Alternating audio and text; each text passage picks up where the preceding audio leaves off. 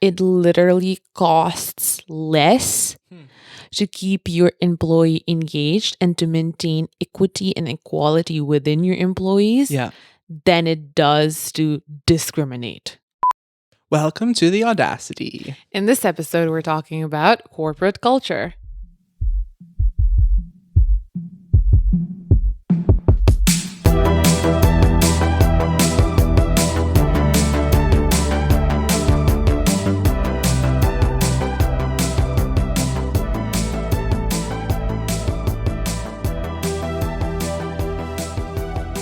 Hello. Welcome back. Thanks for joining us We missed you. immensely.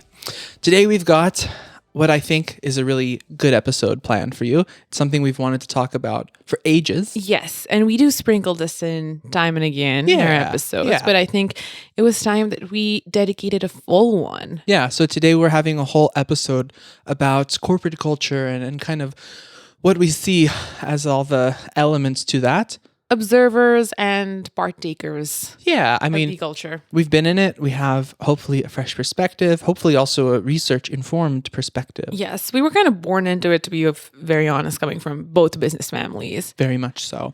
But we'll get to that. In the meantime, we have a disclaimer to make. Yes, to our future employers, if you are listening. Don't. Yes.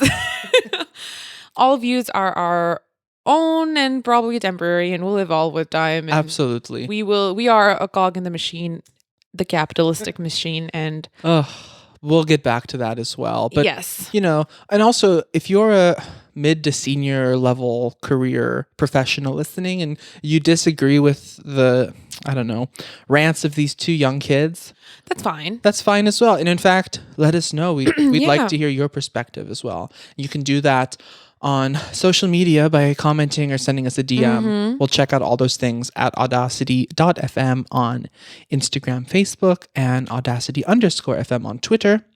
And all our social medias also have our link to Linktree, where you will find us on all podcasting platforms as well as Anchor.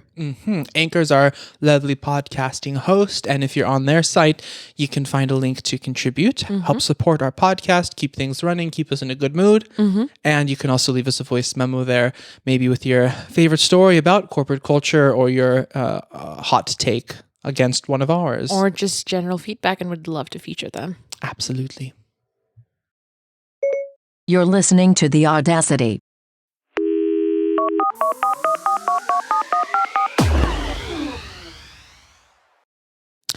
So to the belle of the ball, the beast of this evening, we have corporate culture.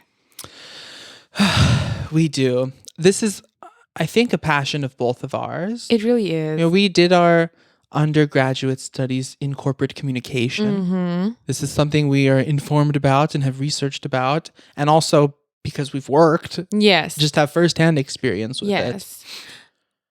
Taking business in high school, being from business families, all of that, I think, kind of led to this at Yeah. the moment. Even if you've never, I think, worked in a corporate job before, you also get exposed to it quite a lot through television and media. Exactly. There are plenty of shows and movies and everything else. Yeah, Music, podcasts, even. exactly. About the corporate life. Well, and there's an important function to that corporate life, having its own unique branding, and we'll come back to that right at the very end. But maybe first we need to start with some background about what corporate culture actually is. I mean, I'm going to go off on my lecture now, so I hope Please. we're ready. Please. But, you know, in case you don't know, corporations kind of have their own distinct culture to it, the same way that groups of people might have their own distinct and unique culture to it. Some corporations share culture across industries. There's a high level culture there. There might be cultures for entire regions, you know, like corporations in the US might approach things completely different than corporations in Europe might. There's also a lot of more individualized levels of culture, how politics and team dynamics work just within a small department or division or something like that. Or a certain company, even. Absolutely. It might depend on the industry you're in. The corporate culture of a fashion company is going to be very different than the corporate culture of a law firm. Yeah. Or an educational institution. Absolutely. Or the public sector. Exactly. So yeah, corporate culture is this broad term of all of those experiences, icons, visual communication phenomena, social practices and rituals, Yes. all of that which kind of constitutes Yes. a corporation. From men in power suits to peons who open your doors while you enter the building, everything is corporate culture. Your logo, your CSR outreach on Twitter. Your identity, your values. Absolutely. The way you structure your office. Every mission statement of every case study you've taken in every business class in your life. Yeah. It's corporate culture. Exactly. It's massive, and we love researching and dissecting it. Yes. And it's very interesting, especially right now, because we are a part of it. Yeah. And I think that gives us a special kind of footholding in the sense that we can be critical to it Sure. as much as we're implicated in it. Do you know? Yeah, what I mean? yeah. Oh, absolutely. Yeah. And as much as we contribute to it, Exactly. and at the end of the day, need to participate in it. Yes. If you want to survive. make a living. Yeah. And also interesting timing for us to be starting our corporate journey while there's been a global pandemic going on. Yes. Where corporate life is seeing the biggest shakeup Exactly. it's seen probably since the Industrial Revolution. Probably. It's been hit really hard. Yeah. And because of the hit, I think the tectonic plates have shifted massively. Absolutely. And we covered that shift quite a lot in the Growing Pains episode. You know, employees are faced with these growing pains, but corporations as well. And it's kind of up to us, the business researchers, communication researchers, anyone who focuses on corporate culture research, Yeah. to dissect These elements. and to figure that out. And, you know, there's several purposes to that. One purpose is you make the corporation better, you improve the machine, it works better, more profits, more efficiency, better for shareholders. Everyone loves that. The other alternative, you're doing this for the sake of the employees, the consumers, the people, the human element, because you want to improve their lives because they deserve it and that's righteous. Yes.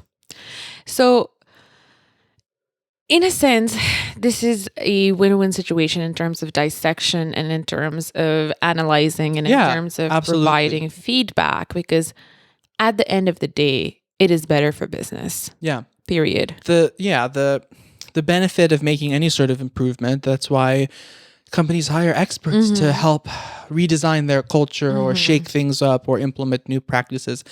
It is to spread innovation and improvement. Now, whether that helps the bottom line or the employees or the environment, like those things sometimes may improve for the common good. They can also be at odds with each other. Yes. And we've seen how time can factor into that, technology, whole lot of factors.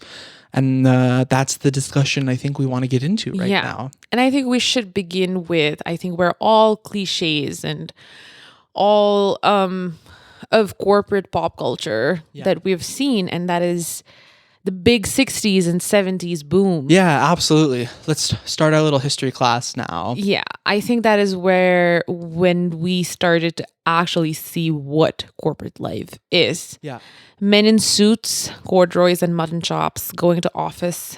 Absolutely. With females only being assistants or copywriters or receptionists. Yeah, very much. I mean, this is the birth of modern corporation. Yes. That we saw, at least from this communication perspective. I mean, corporations have existed since the beginning of time. Yeah, basically. time.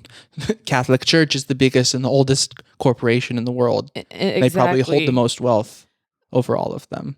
I'm pretty sure they do, yeah. All religious institutions, I would say, Yeah, which don't have to pay tax. The Dutch East and West India Company basically fueled the spread of capitalism around the world. While spreading colonialism and a whole bunch of others. And I'm pretty sure we don't have much of human history recorded because it was destroyed. But even before that, I'm assuming the Indus Valley civilization, the Aztecs. Exactly. So we don't have enough time to go that far back in the history lesson. But if we start our story in the 60s with the rise of these modern multi-conglomerate corporations, and we think about the workplaces of IBM or the mid-century giants, law firms, big marketing firms, Mad Men.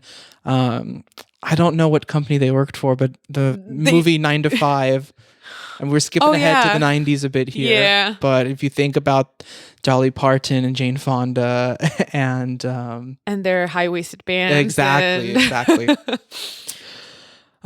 Just, again, like you said, sitting there as receptionists. Exactly. Because that was the first fight I think we had to struggle, was getting past some of these power issues. There was a lot of power issues. There was a lot of politics. Business was not business as usual because there was a lot involved. These are the first corporations. These are, especially in America, the modern royalty. Yeah. These were the births of dynasties.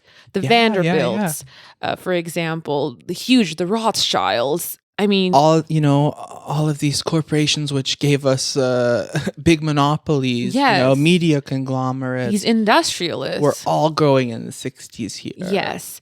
And what we also saw, which we haven't factored in here, but probably this is a little bit of a digression, is these industrial giants also been plagued by the mafia, which were another corporation within themselves. Yeah.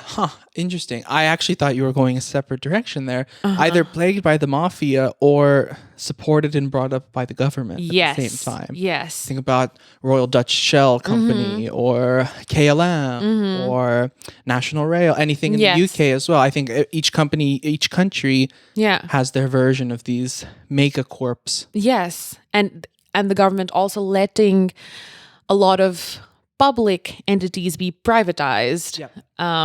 And all of that, it sort of goes, I think it's a cycle, it's a chain of events and a chain of just hand holding and each being supported by the other. Yeah. But it's very interesting to see that, especially thriving in the 60s and 70s, how that kind of shaped where we are today. Right. I mean, living and working in those companies back then was a very conservative, very traditional, you go in, you perform your labor and you receive your wages and go home. And at that time, that was fine because you could, the breadwinner could support a family that way. Exactly. And it was this whole symbiotic relationship that led to the growth of a middle class, suburbanization, all of those things that were, established, but also flourishing in that period. Yes. And that is when there was no notion of complaints at all from any party. There was no anonymous hit line. There was in the mafia companies, but there was no anonymous hotline or ethics review office, HR, a spokesperson. And that is where the trope of, bosses having affairs with their assistants came in, secretaries come in. Exactly. I mean, as much as we like to see them being, the seductive vixen in the office, I'm pretty sure it was just harassment. No, absolutely. And it's also the same time we're watching the boys' club get established and we're seeing nepotism take its stronghold. And this is as much of an evil as it was churning the capitalism machine. It churned the capitalism machine and it churned the Western world. Yes. And everyone, like it or not, had to be on board. Yes. Companies and regulators adopted and had to adapt to this because these corporations were just pulling in the GDP. Indeed. So they gave them the space they needed. Universities realized, okay, we need to give them future leaders. So, we're going to start branding ourselves as the top business schools in the world and the top marketing programs in the world and doing early research on topics like that. And then that's how then again, that's how the norm started, right? Yeah. That's how hustling became normalized. That's how every act, every emotion needed to be directed towards productivity, because your worth was in productivity. Yeah. If you're not productive, if you're not adding value to a system, then you're worthless. You're lazy, you're weak. Yeah. And or, if you're a woman or a minority, you're incapable to begin with. Yeah. You're not even allowed. You don't have a place. Exactly. And then we get up to our first shift. Yes. Around the 80s and the 90s. And now, sorry to the boys club, quite unfortunate, but you do need to let the women in. You need to let everyone in. Well, no, you just need to put one of them on the board. And that'll get you through the next 20 years of social Don't pressure. say that. Then only let one of us in. But unfortunately, that's really how kind of the first stage of a shift towards empowering your employees went. You did put one woman on the board. You did. And then we forgot the most, the most prominent and imminent part of this culture, which excluded people of color. It excluded, everyone else. Everyone else. Because they had, like we just set up there, a 20-year head start to establish things like higher education and the middle class to continue to serve this machine, because this machine made money. It made money in, unfortunately, enormous amounts. Not for almost everyone who wasn't at a senior executive level. No. Or a shareholder. Yeah. And I think that is exactly how capitalism works to this day. It will never benefit anyone who's not taking advantage of it. No. You might think that you are doing the world a service and yourself a service, but no, you're not. Yeah. In the bigger picture, you were just doing their work for them to earn more money. And it's a hard machine to fight back against. But people were able to fight back against it. Yeah. You know, we had feminist protests about that to get them into the workplace, and the first idea about equal pay and breaking the glass ceiling. At the same time, we had equal rights initiatives that you have to start including people from minority backgrounds, and that you have to even be an equal opportunity employer. Yes. The fact that idea didn't come into existence until just recently. And that's the whole thing. It is because of the Bad Boys Club that these things were deemed unnecessary. Because right. Why would you need a policy about equality? Yeah. Why would you need a policy about basic HR regulations? Right. Well, we say recently, maybe you hear that and you think 40, 50, 60 years, it's not that recent anymore. But when we just laid out the, 2,000-year history of corporation organized work. This is brand spanking new. This is 2 minutes ago, pretty much. Yes. Yeah. And that, I think got us to the next stage. This is when we started to see corporations care a little bit. Maybe. We still had fur companies doing their thing, but then PETA was there to push back. Yeah. And we still had energy companies do their thing, but then Greenpeace was there to start to push back. Yes. And we saw manufacturers starting to do their thing, but then unions, labor unions. And we saw agricultural producers there, but then the farmers and the workers, labor movements. Labor movements, exactly. So it's always been, I think, the struggle of people versus profit. Exactly. Them versus us. Exactly. It always has been, and it always will be. Because up until then in history, all of any developments to improve work was just for the company. Now we're starting to get this idea of let's redistribute a bit of our tremendous success to our people. And I guess that is why there are so many businesses that are new that are starting to be the player in the game. Because in the 80s or in the 70s, if you think about a new company, they would almost never even be considered as a competitor. Right. Because they were incapable. They were never considered. They were not going to be a part of the club. No, because it was all about past performance and massive scale. Massive scale, nepotism again, experience again. Yeah. For a, measly 20-year-old to start their own business with very minimal seed money, unheard of, and will never be successful. Yes. And then we're up to the mid-90s now. And the tremendous equalizer comes along. Yes. Technology. Indeed. The internet, the dot-com boom. The internet boom. And it gives rise to a whole brand new era of corporate life. The modern business. The modern business. Yeah. And these, tech company giants. Yes. Which still took on the role of a giant corporation. But now they wanted to do things differently. Now they were, for a lack of a better term, aesthetically pleasing. Right. Now they had nap rooms and women on board, and they had in-house masseuse and therapy dogs. And they had... And you could take a slide down to the conference room. You know exactly what we're talking about. If you've ever pictured the headquarters of Google or Facebook or Twitter. They're in the middle of a meadow. Yeah. In the middle of a forest. Yeah. But in the middle of a city. And they spend just as much on the interior design for their office as they do for their logo or something like that. Yes.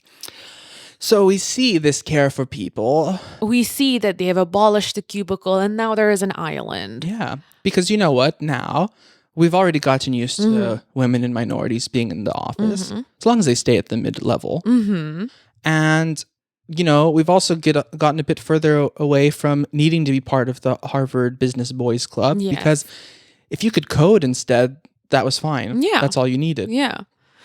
But having said that, as much of a modern, industry it had become, as much of there are no more walls and only walkways, there are no more walking and only hoverboards. Exactly. The CEO's door is always open.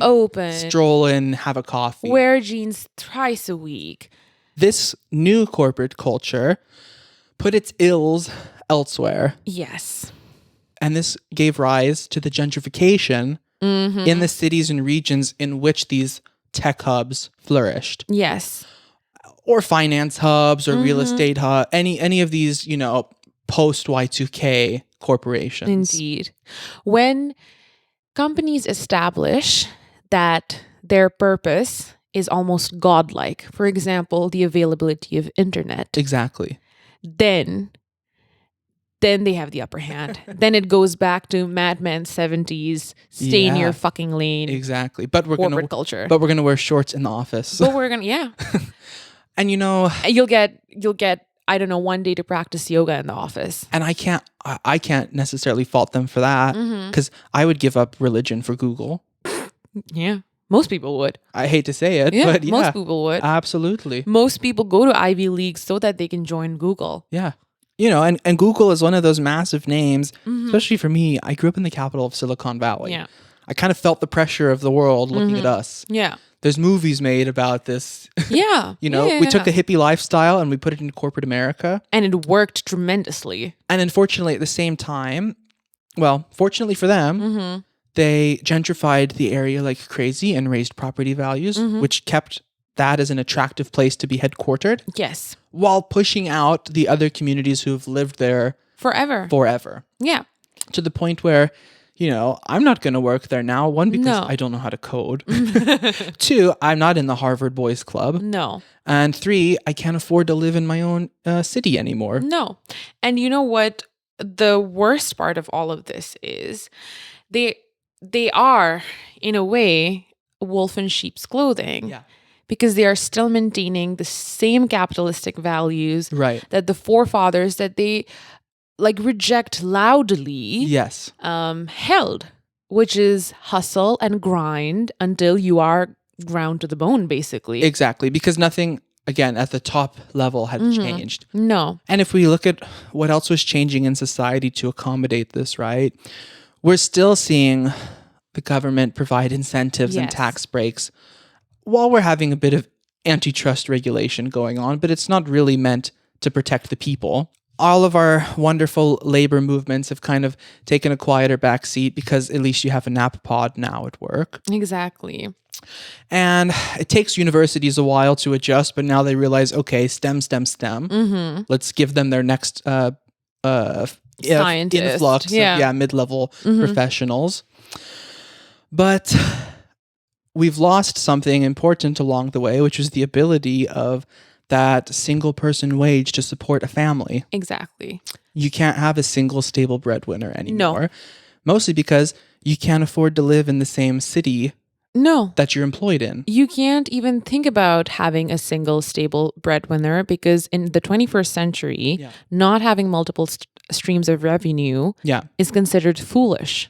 And this is not a Silicon Valley phenomenon. No. This is in probably every major capital of the world these days. This is a global phenomenon. Yeah. I come from a third world country, and I know for a fact that if I were to maintain the standard of living that I do right now and my family does right now, number one, I wouldn't be able to do it without family money. Exactly. Number two, I wouldn't be able to do it with just one business. Yeah. You'd have to be having your hands in every bucket, basically. Well, and that brings us to the most recent shift in our corporate culture paradigm, which is the rise of hustle. Mm-hmm. The hustle culture and the hustle lifestyle. Grind until, I don't know, you make it, I guess. And we've really taken the obligation of companies to provide for their employees and we've put that onto employees to put your hands wherever you can, get whatever you can grab, and work yourself until you can't.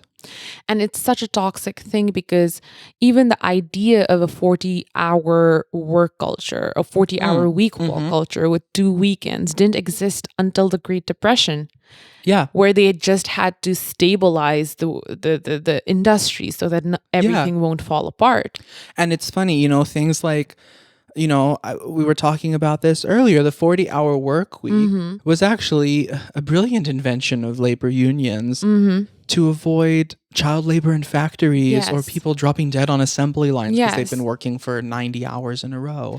But 100 years after the Great Depression, where 90%, I wouldn't say 90%, but a majority of the population are working white-collar jobs, the same model will never sustain itself. No, because the 40-hour work week failed to adjust when we had our tech shift in the 90s. Exactly. And it failed to adjust when we lost the middle class. Exactly. And it failed to adjust when we started the hustle and the gig economy. Inflation or recession, the model remained. In fact, the 40-hour work week today tells you, work your first job during those 40 hours, squeeze in as much as you can into the rest. Yes. And it is such a sad, such a pitiful thing to think that when our parents were in their 20s, they could manage this 40-hour week, raise children, run households. Right. More than one. And now it is the norm to have 3 jobs at once, especially when you're starting out. Yeah. Just so that you can afford a house. Exactly. How sad and pathetic is that? Well, and it's so normalized too. If you need an extra job, sure, you'll just start Ubering or delivering food or something, working as an independent contractor, making, pennies sometimes. Exactly. And it's not just normalized, it's glorified. How many times have we seen on LinkedIn and Facebook, this person had 3 jobs while going to Harvard without scholarship, graduating with a kid. Bravo, kudos. No, I am so sorry for you that you had to go through that. Well, and you left out the fact that they woke up at 5 a.m. to run a 10K, read a book, get a diploma on Coursera, write a blog post, learn a language, and raise a family. Yes, while having 3 dogs. And that is glorified. That is what is considered the best, the peak of human performance. Yeah. No rest, no sleep. Pretty much an exoskeleton working on caffeine. And I think in these past 2 years, we realized how fragile that exoskeleton really is. Yes. So we got the curtains pulled back when they said, okay, keep that up, but do it from home in your pajamas. My God. And then you kind of start to realize how artificial and broken all of this culture is. And the fact that it is all there and there's so many structures to rationalize it because it still makes a lot of money. Exactly. Like you said, working from home, it was like, in The Wizard of Oz when they pulled back the curtain and there's no wizard. Yeah. That is what exactly happened. Now we had a whole angle on ableism during work because they wouldn't hire people on wheelchairs or stuff like that just because they couldn't come to the office. Yeah. Now what? We're working from home. Exactly. They wouldn't hire anyone who didn't have a specific residency at one place. Now what? Now everything's over the internet. Now what happened to that? Yeah.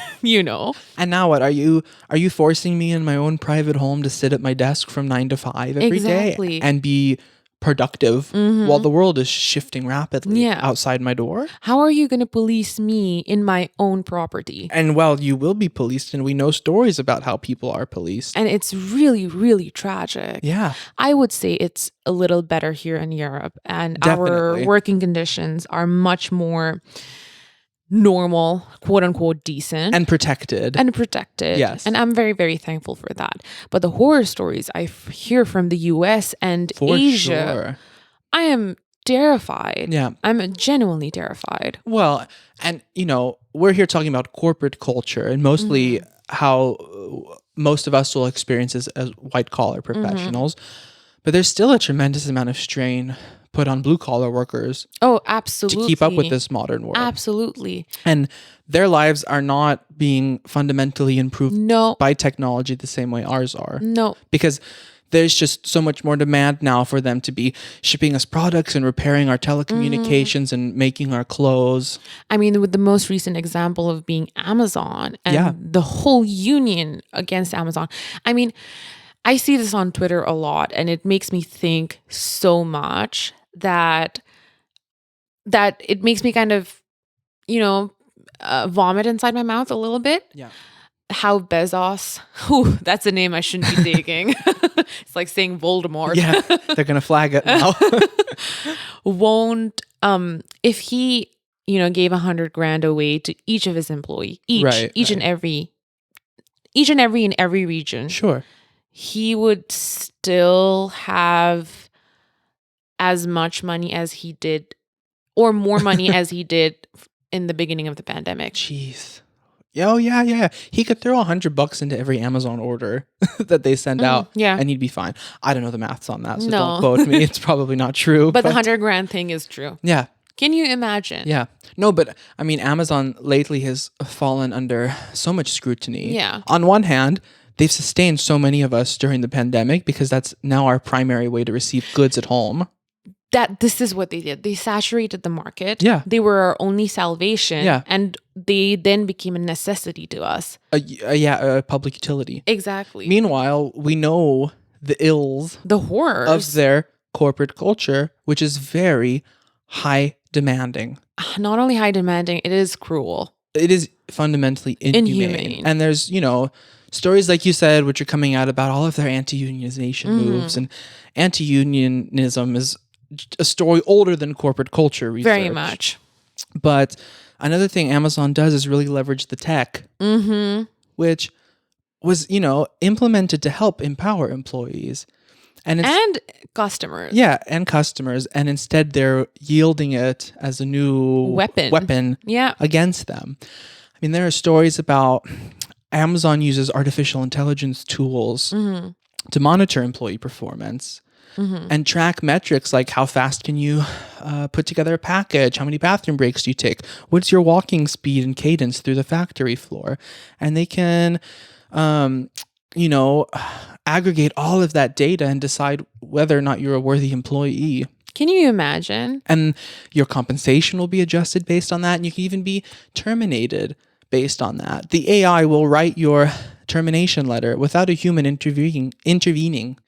This is the beginning of the end, I feel like. This is the most dystopian bullshit I've ever heard in my life. Yeah. And none of these practices have had enough time for the world to catch up. Lawmakers don't know how to account for this yet. Universities are too far behind on preparing their students to enter into this type of workforce. And it's still idealistic because at the end of the day, you're working for Amazon. Yeah. So everyone strives to fit into that box. Exactly.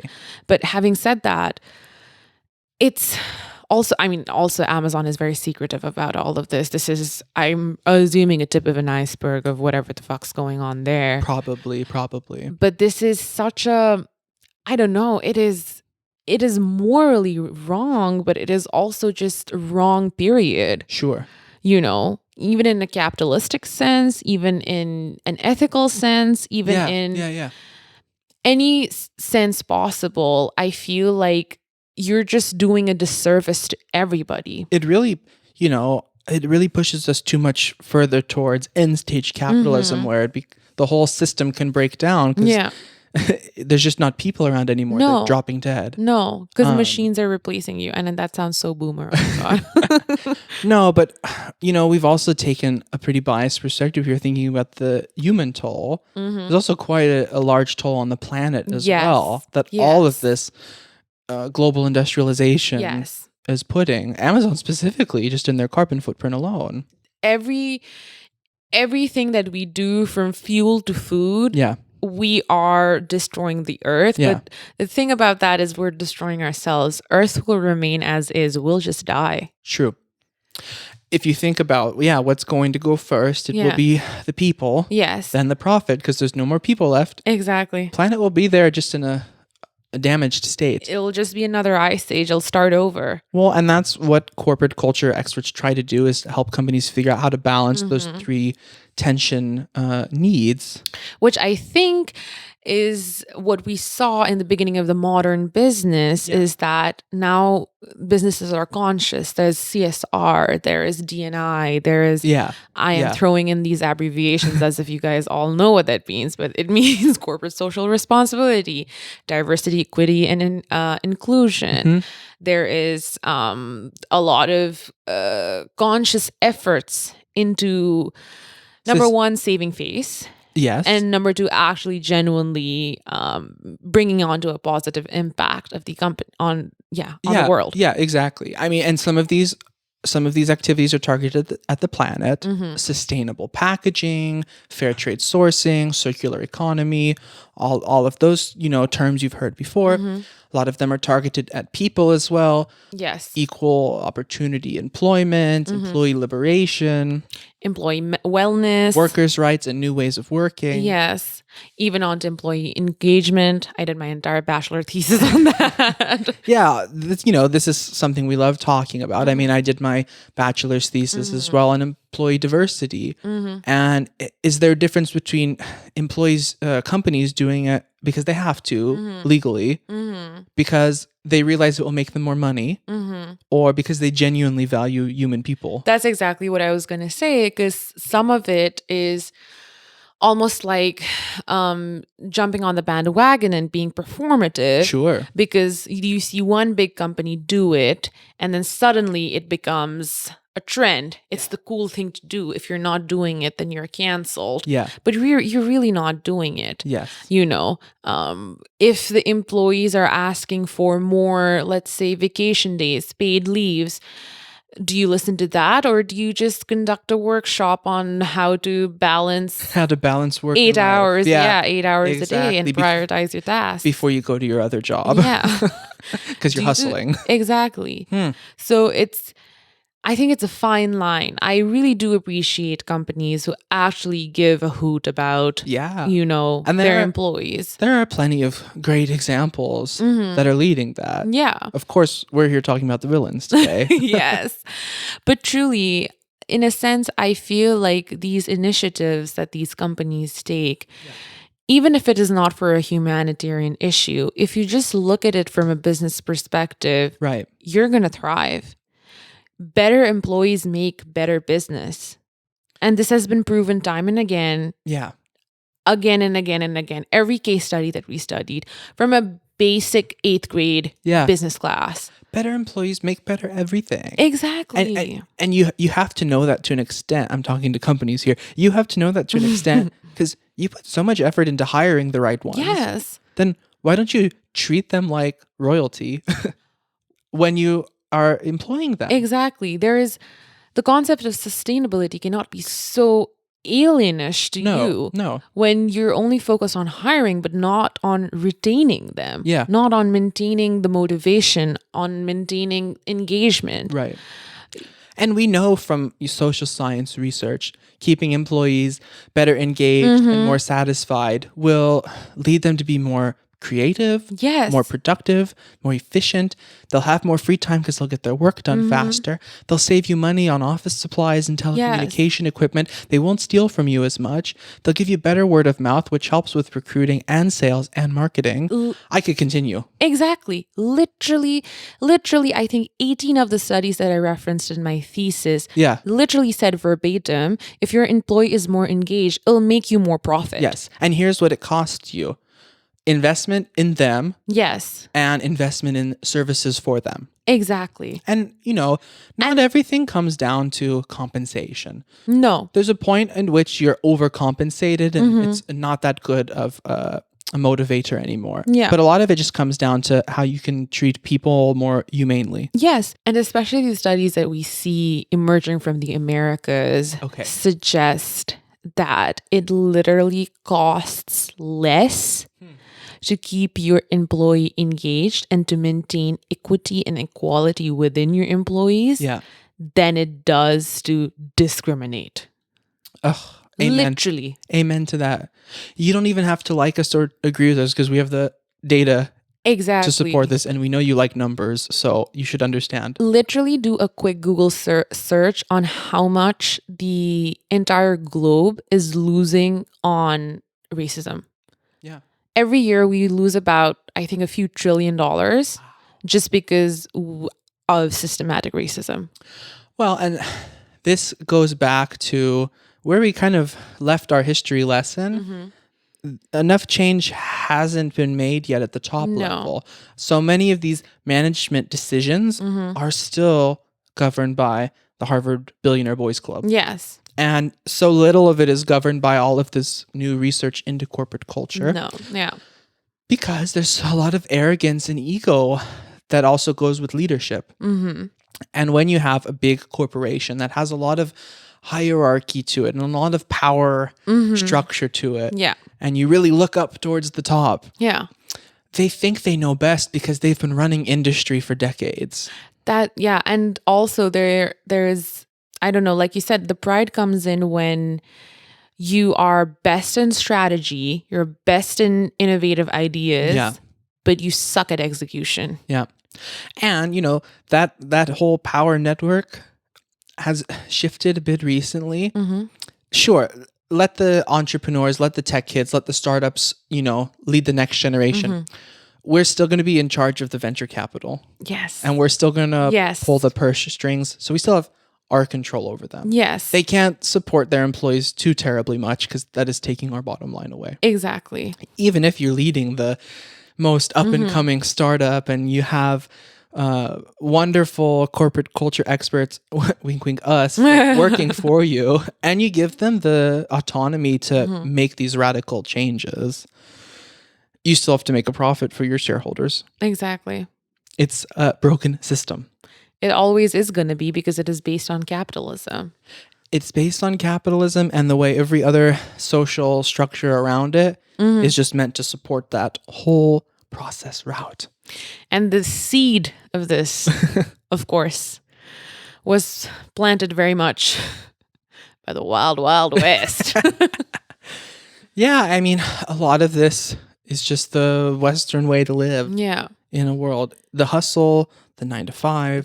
It's very surprising to me to see this culture even translate onto, like, for example, all I can think of is Nepal right now. Yeah.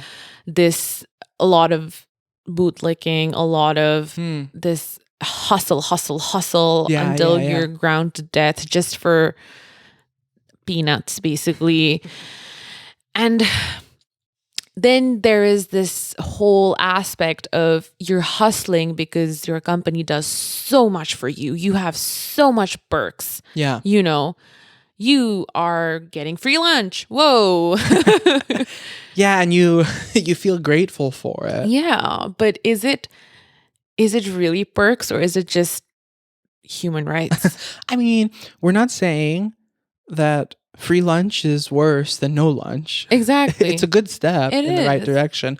But that free lunch needs to come along with, I don't know, better fundamental compensation, better family leave time policies, better flexibility to have, rewarding, fulfilling, dynamic job roles. And I specifically direct this towards the American working culture. Sure. Because you guys are kind of like the blueprint to everyone else. Yeah. And I see the stark differences in European working culture here because ours is a much more, I think, sustainable and quote unquote equal model, because I see the vacation days here, the paid leave here, maternity, whatever you say. Yeah. And the perks. It's definitely not just attractive, it's how it should be. This is the level of maintenance it needs. Well, and it's far from perfect here either. Of course. But of course. You're right. It gives the maintenance it needs because those other social factors are in order. Like the government regulation has caught up. Yes. The middle class is stable enough here to be sustainable on their own.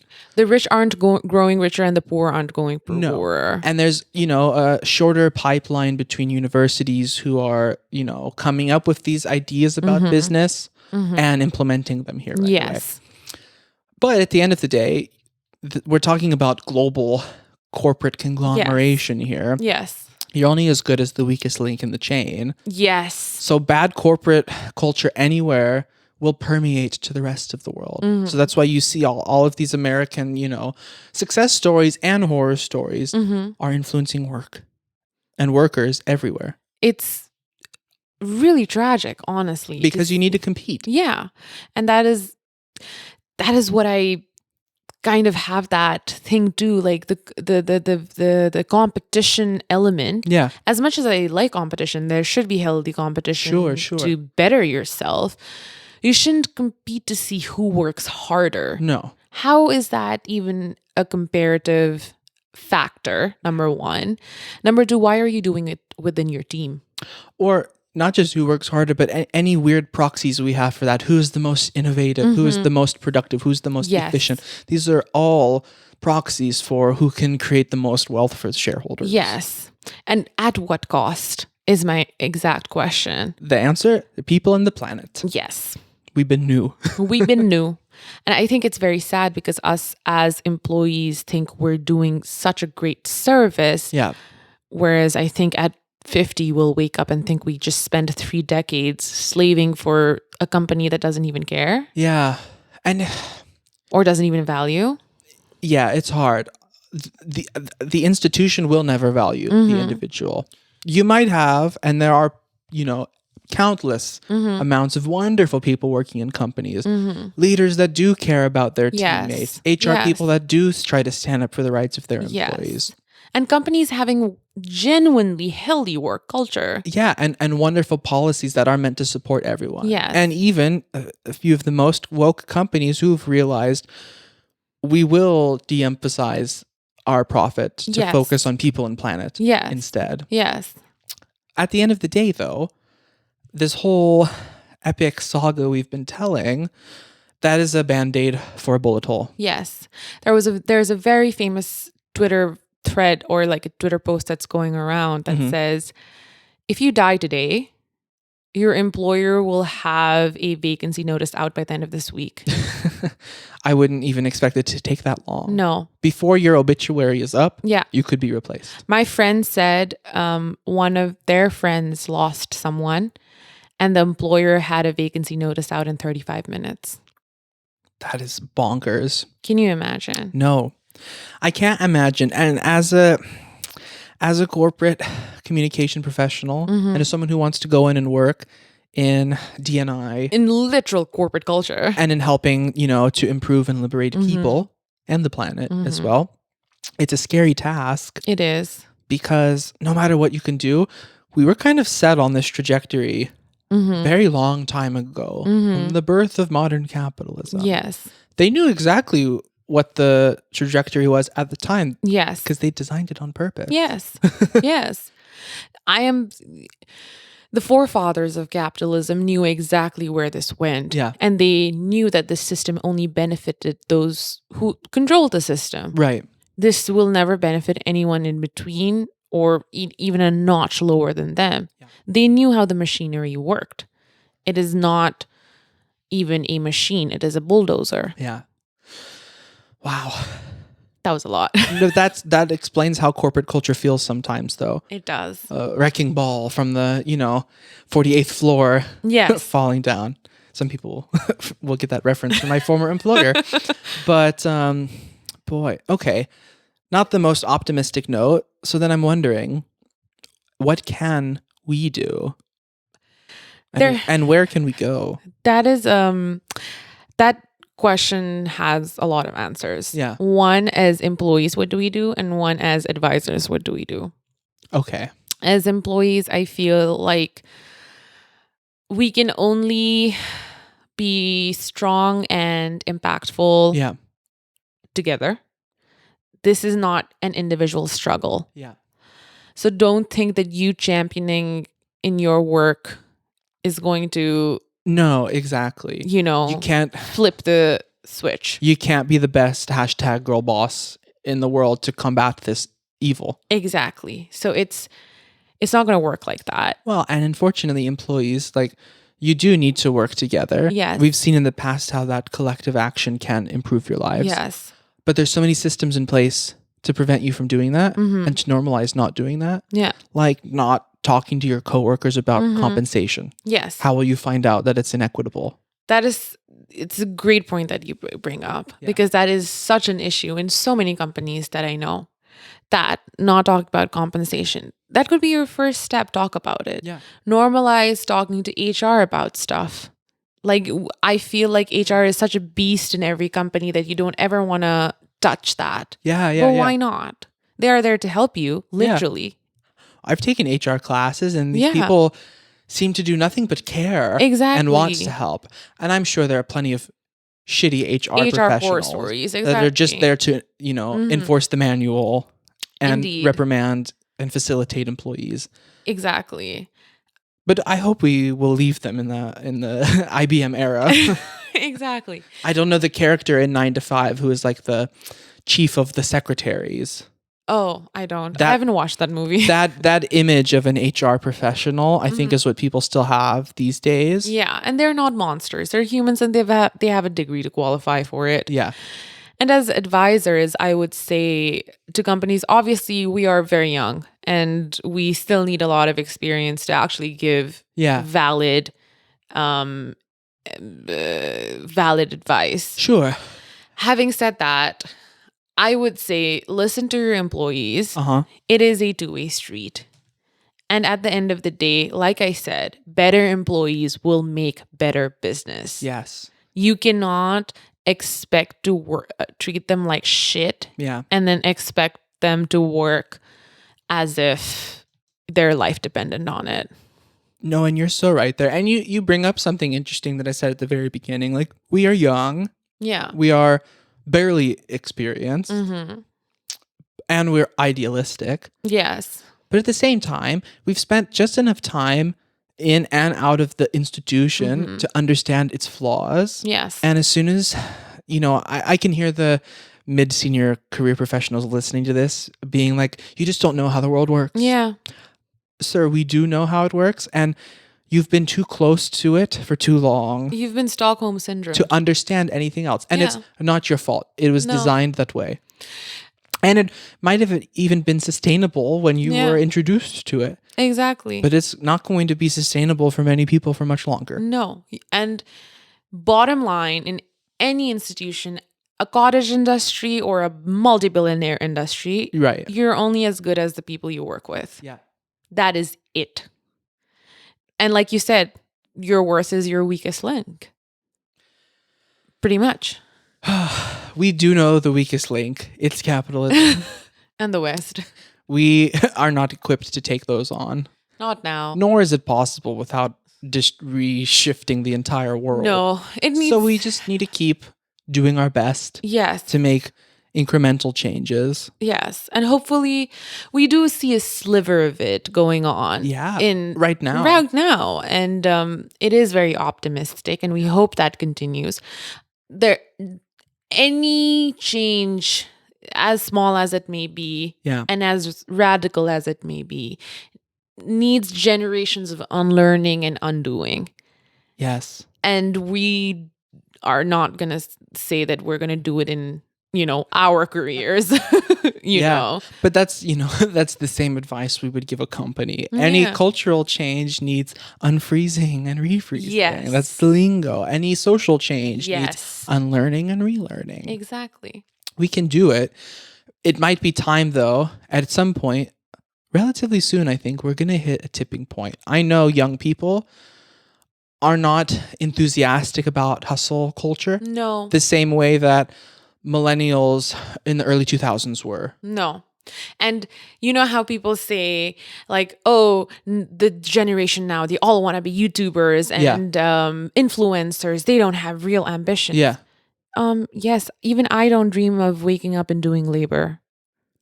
That is literally. That is a radically new idea. Yeah. For, as many hashtag future champions there are plenty of people nowadays who don't mind admitting, I don't fantasize labor. I don't dream of working. Yeah. I don't have a dream job. I just want to be able to make and provide. Yeah. Why do you think everyone wants to be Kim Kardashian? Yeah. Because capitalism and the West tells us if you have that mindset, you're not going to be successful because you won't fit in with our institutions. Exactly. But I'm a little bit hopeful that enough of those people might make some change someday. Hopefully. And we'll be a part of it. Or we just have to wait till our spirits get broken too. But everyone in my generation is experiencing a burnout. So I think we're very much there. Yeah. Maybe it's time for our modern, labor movement. We'll see. We'll see. We'll try our best as communication experts. I mean, after the pandemic hit, I think anything is possible. Yeah. Revolutions, movements. Yeah. Maybe the guillotine returns. I don't know. Works for me. But, yeah. I think it's a good note to end the episode on. I agree. I'm really curious to see. Yes. That's the word. How we did with this analysis. Yeah. This history lesson. Yeah. It's fun, I think, for us to bring our education and our science in. I think it's been a while since we weren't this obnoxious with what we studied. Hopefully. Yeah. But that's a good note that you're ending on. I'm curious to see what the world is going to look like in 20 years when we're, very much stale in our career. Yeah. Then we'll be the ones who have been too deep into the system to have unbiased opinion exactly anymore. And I really want to see how that goes. I also need to see if you've been listening to, let us know, how well did we get it? Are we off base for how the rest of the world works? Are we really focusing too much on the West here, which is what we probably are doing? Probably. Is it completely different in your industry? Is it completely different part in your career which you're in? And this might be, and like you said, we focused very much on mid to leadership level. Yeah. We didn't even focus on entry level, low level, blue collar. Yeah. That is a whole nother entity that we don't have any idea on. Absolutely. And even unions, for example, they are, most of them are controlled by crime organizations. Well, and you know what? It's not our fault that we don't have any insights to touch on that. No. Do you know why? Why? Because the research is focusing on how to improve white-collar corporations so they can make more money, so they can support the cycle. This is Stanford Prison Experiment all over again. Zimbardo. I don't know if we're the prisoners, the guards, the researchers. I think we're just like the cell bars. I think so too. Oh, no. All right. Thanks for listening. Thanks for listening. This was a good venting session. Absolutely. We enjoyed this very, very much. And if you enjoyed it too, let us know online on social media at audacity.fm or on Twitter at audacity_FM. All our social medias have the Linktree link, which links to all podcasting platforms. I am stumbling in my own tongue. Capitalism really took you out today. It did. 1, 2, 3 punch. So there is Linktree on our bios where you can find us on all podcasting platforms and also on Anchor. And while you're on Anchor, you'll find options to support our show. We can keep bringing you interesting content if you make a contribution. And you can also leave us a voice note or voice memo there. Give us some feedback. Tell us your weirdest office politics story. Give us your thoughts for how to lead the next labor movement. And we would love to feature that on a future episode. Indeed. That's it, folks. Stay tuned. We've got another great one coming at you next week. Bye.